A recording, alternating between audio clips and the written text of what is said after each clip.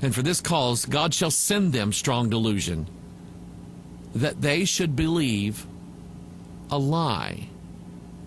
Now, I want you to bear with me a little bit and understand now that what I'm going to do, I don't want you to write me letters saying, Pastor, I know you're in the Illuminati now because you did this. I'm going to give you an illustration. I saw this on, there's a show called Brain Games. And I am fascinated by this because I'm learning and I'm teaching myself how our minds work and how the devil is getting into the minds of people today, drawing them and leading them to make the conclusion that they need the mark of the beast. So what I'm going to do is I'm going to do a simple card trick, okay? And I understand that there's probably hundreds of people watching live right now, and there will be hundreds more watching this later on. It'll be posted on Facebook. It'll be posted different sermon audio in different places, so they're going to watch it. But I'm going to show you. I'm going to show you a trick that, without fail, it works every time, and there's a reason why it works. So this is a version of the old trick: pick a card, any card. So what I'm going to do is I'm going to put 5 cards up on the screen. And what I want you to do, I want you to pick and focus on one of those cards. Either the Jack of Clubs, Queen of Hearts, King of Spades, Queen of Spades, or Jack of Diamonds. I want you to pick one of those cards, and I want you to focus on it. Because what I'm going to do is I am going to remove one of those cards. And I bet you, I guarantee you, that I will end up removing the card that you picked. All right, does everybody have their card? Focus on it, think about it. Now I'm going to take away one of the cards and see if I picked your card. Dun dun dun. Oh, Pastor, how did you do that?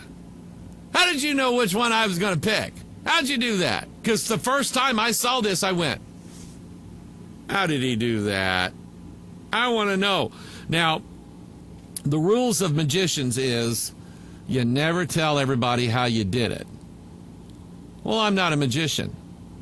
So I'm going to show you how. And this is like just a little lesson in how our brain works, how our mind works. All right? I'm going to put the first slide up on the screen.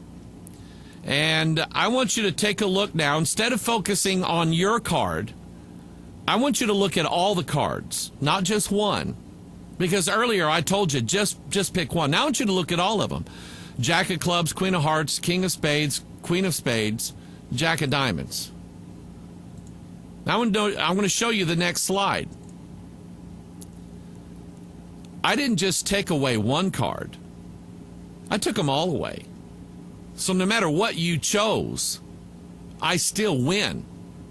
Because I took every card away and replaced it with something completely different. You follow where I'm going? You see what's going on? Let me just kind of show you how the brain works. Right now, you may be listening, but your concentration is focused on my voice, or if you're watching on your computer or your phone or your tablet or whatever it is, you're looking at my pretty face. You're looking at me and you're focused on this. Now, here's what I want you to do. I want you to keep looking right on the screen. I want you to keep looking at me.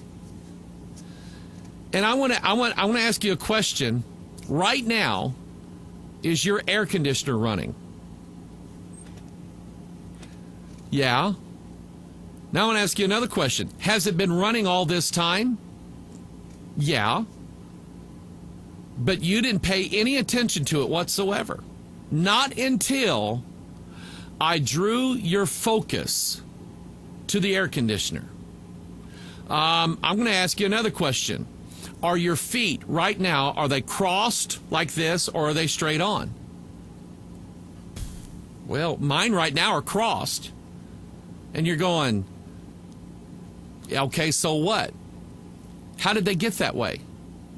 Well, they're just that way. No, There was a part of your brain that decided it needed something different. It needed to adjust. It needed to a shift. And you did it without even thinking of it. I've been having a lot of pain in my lower back and my shoulders, and it's just not going away. And I catch myself when I'm downstairs in my office sitting at my desk. I'll be sitting there studying or reading something or whatever, and I will notice that both of my legs and my thighs are just in a bind, muscular bind. And I'm going, and I'll relax them and try to get some comfort from that. And I'll think, why am I doing that? And 10 minutes later, there they are back again. Well, I didn't say, hey, legs, why don't you scrunch together and hold that now for the next 20 minutes so I start hurting? I didn't do that. God designed us with an amazing brain. He gives us the ability to focus normally on one thing at a time if we're going to focus well and focus right. But actually, the rest of our brain is taking in everything around us. Your conscious is focused on me. Your subconscious already knew that the air conditioner was on. It knew that your legs were crossed. It crossed your legs for you. It knows whether or not you have a pen in your hand. It knows whether or not your brain's telling you to breathe right now. Okay? If I told you to breathe in, almost invariably you'll go, some of you are doing it right now. That's because you're focused on me. But even if I don't tell you, you're still going to breathe in and out. A lot of times if you're watching a TV show or watching a movie that's very intense and very dramatic, automatically your heart will start racing. You'll start breathing heavier. I mean, all kinds of things happen. What's doing that? Not the conscious part of you, the subconscious part of you.